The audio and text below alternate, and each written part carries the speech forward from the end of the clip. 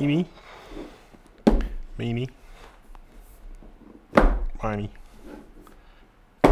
mo. That is a lot of thousands of dollars of processors.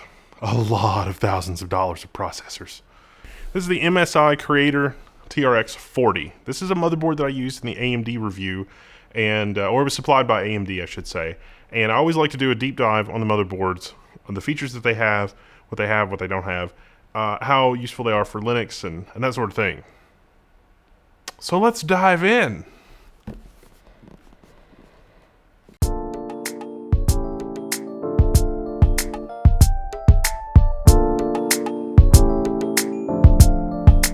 First up, let's look at the physical board layout. The physical board layout on this motherboard, I mean, this is a normal-ish ATX motherboard. I mean, when you're dealing with Threadripper and the TRX40, it is going to be a little oversized. Oh, and by the way, this is a new chipset, TRX40. It's not compatible with first or second gen Threadripper. This is only third generation Threadripper and on up. 24, 32, 64 core compatibility. It has 8 DIMM slots supporting up to 42 66 megahertz memory. In terms of VRM and power delivery and that kind of thing, look, with Threadripper, everything is already sort of binned and set up. These new CPUs have a TDP of about 280 watts, and for all the testing that I can do with the 32 core that we did for the AMD review, it was pedal to the metal, like 290 watts by the time you include the memory overclock, because I was running at 3600 and the maximum supported official speeds 3200, and that steps down a little bit the more RAM that you add and as the RAM density goes up. So it could be as low as 2666 if you're going to try to pack 256 gigabytes of memory into this motherboard, which is what they officially support. Now, the VRM power delivery solution is connected to the chipset via a heat pipe, and that's also connected to the back of the motherboard. So the back of the motherboard and the VRM and the chipset are all connected together. Yes, this motherboard does have a chipset fan, but it's not an obstructed fan, meaning that there's no decoration or no vented cover or anything like that in front of the fan. And from a purely functional standpoint, I think that is a good choice for making sure that the fan has the best ability to move air.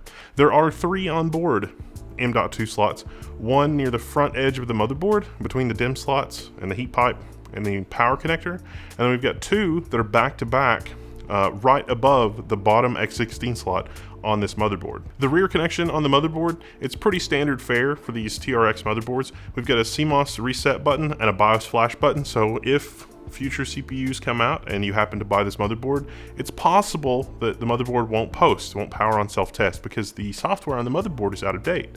Well, you can put a file on a USB stick, put that in the designated USB port, hit the button on the back here, and the motherboard will update its programming to support a newer CPU. We've also got our 2 antenna connections here. Then we have a whopping 10 USB ports. Now this is a mix of 5, 10, and 1 20 gigabit port. A USB Lightning Type-C is what the specification is called. It's a Type-C port, but it'll support up to 20 gigabit. We've also got our Realtek ALC1220 based audio codec with an optical SPDI F out. This motherboard also has onboard 10 gig Ethernet. That's the Aquantia solution, so it's a Quantia 10 gig Ethernet. And then the secondary Ethernet solution is an Intel 1 gig. Now, one of the big advantages of going to the new chipset, the new TRX40, is that CPU chipset interface is now PCI Express 4.0 by 8. So all of the peripherals that connect to the chipset are not a bottleneck, and it's not going to be a bottleneck anytime soon. That is nice.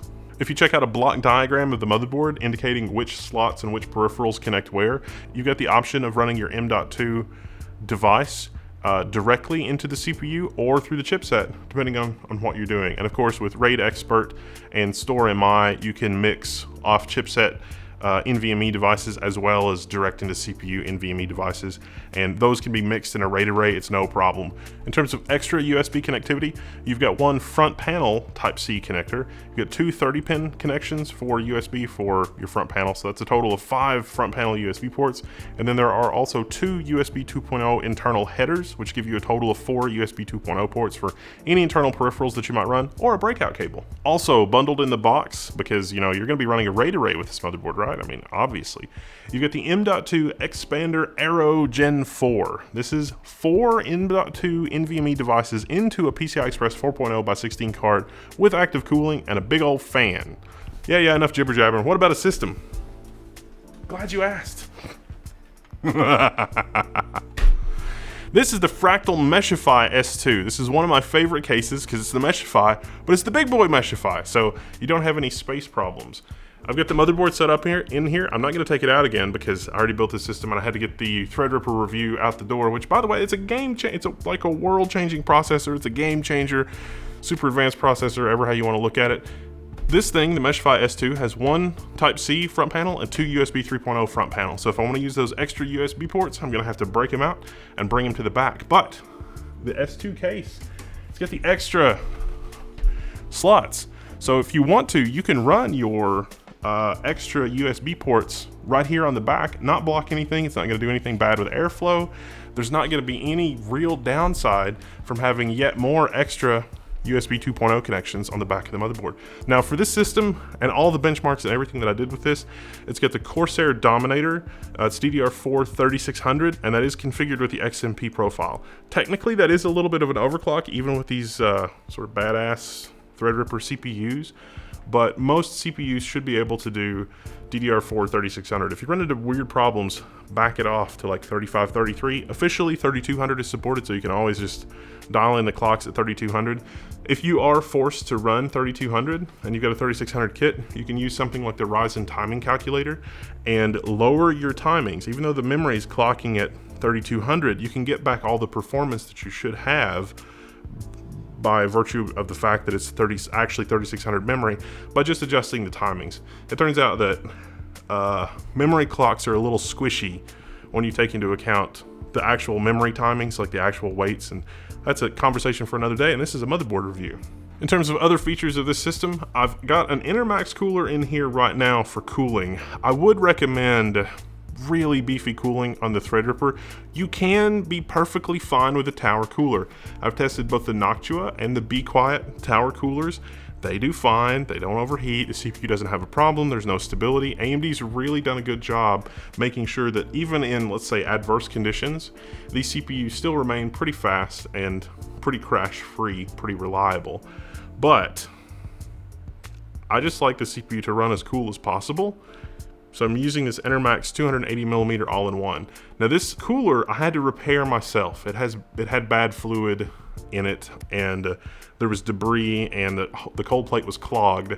And so I redid the fluid myself. If that doesn't intimidate you, then these coolers are actually pretty good coolers, and they're a pretty good deal, especially if you can get an older one pretty cheap.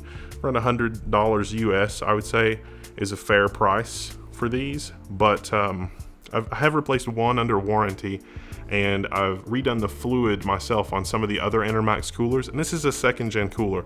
All the first gen pretty much from Intermax are guaranteed to have a problem, but I've run into it even on one second gen so far.